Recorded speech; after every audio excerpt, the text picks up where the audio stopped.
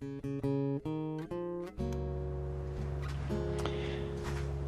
been a year and a half since I made this guitar humidifier, and I want to replace the lid. You can see that it's breaking, and it's had a lot of heavy use, and the string is getting faded and frayed. And so I think what I'm going to do is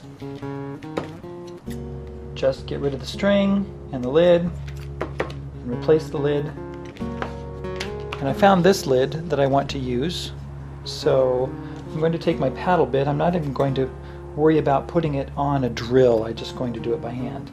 So I'm just going to make a hole in this, just like that, and then get my string. I'm going to make this very simple. I just put one hole in this lid, and I'm going to take the string and put a knot in it called a stopper knot. It's actually a figure-8 knot. This is how we do it. We take the string and we put a bite in the rope or in the string like that. I flip it twice. I put the string back through like this, and there's my stopper knot right there. Okay, what I do now is I feed this string through the hole. I'm using the lighter here to make sure that these ends don't fray. Let's go this way. Now that won't come out because of the stopper knot. You see that?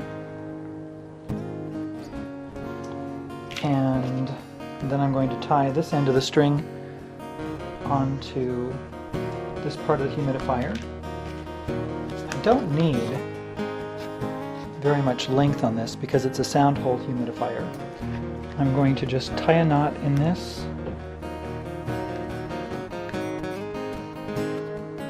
like that. I think if I do it this way, that will be fine. And I just cut the end.